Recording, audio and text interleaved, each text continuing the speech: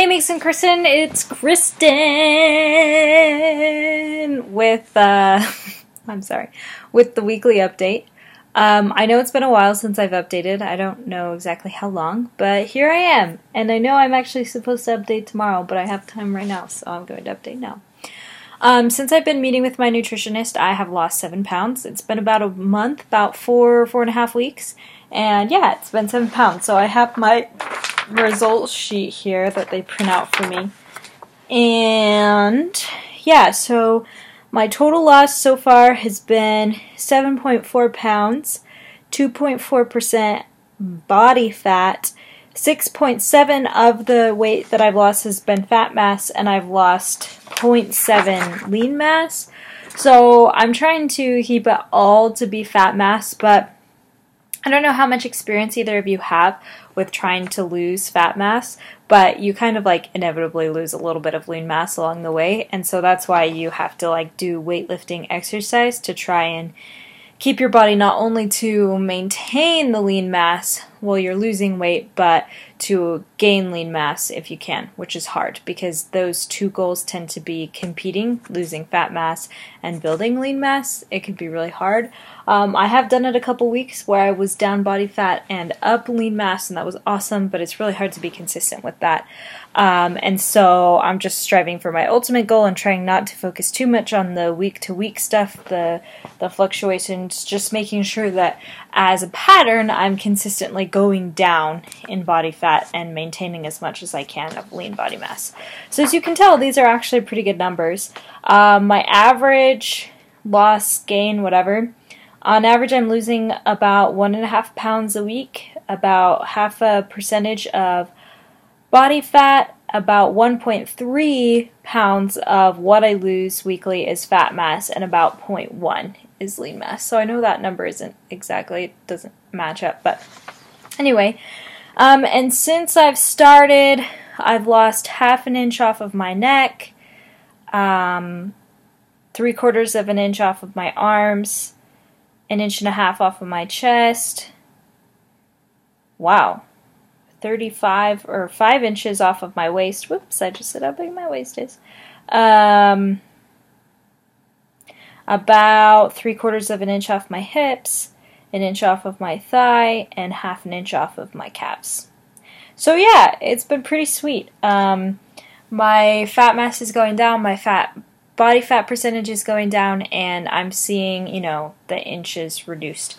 So every week when I go in to meet with my nutritionist, we do a weigh-in, and then we measure my body fat percentage, and every 2 weeks we do measurements. So like he'll take out the tape measure and measure me and stuff like that. So yeah, things have been going well with meeting the nutritionist. This is really attractive. I probably shouldn't sit like this. And yeah, I'm working out with a personal trainer and meeting with a nutritionist once a week. So I feel like as far as getting outside help, I've in many ways maxed out what I can do. And I guess now it's just down to making the right decisions, staying consistent, and staying on board. It hasn't been easy all the time because what I do when I meet with my nutritionist is he comes up with a meal plan for me for the week, and it's very specific.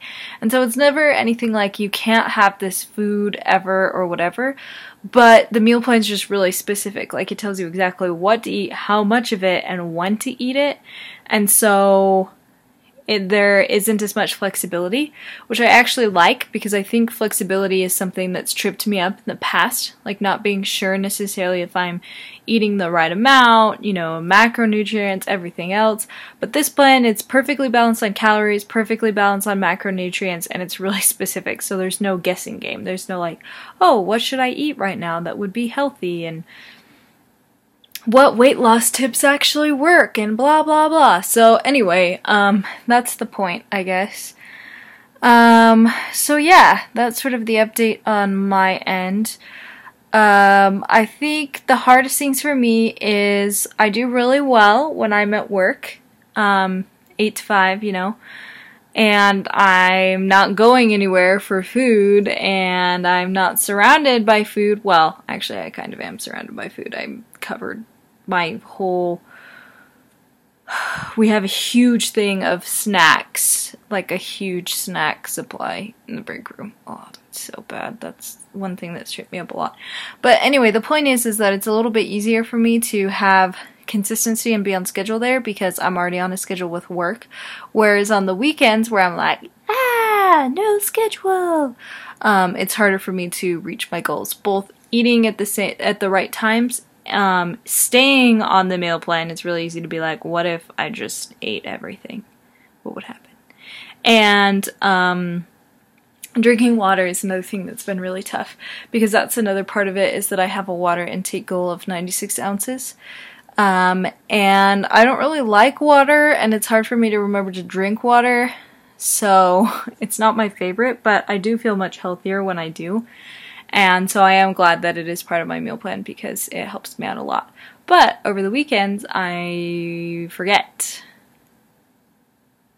So that's kind of been the struggle for me, is trying to overcome those things. And I think my main thing when it comes to eating in general that's caused me to be unhealthy like I am is emotional eating. So when I get stressed, when I get bored, when I'm upset, like whatever it may be, I like to deal with it by eating something. I guess maybe because it's easy. Like, it's harder to be like, sit down and be like, these are the issues that I'm dealing with right now, and these are the negative emotions, and I need to come to terms with them. I'm like, what if I just ate a brownie and we called it good? So that's kind of my philosophy. So that's something that I'm trying to overcome. It has been a lifelong struggle, so it's not something that I'm anticipating overcoming overnight. But I think I am making steps in the right direction, and we'll kind of see what happens. So other than that, life's been good. Still working at my job full time.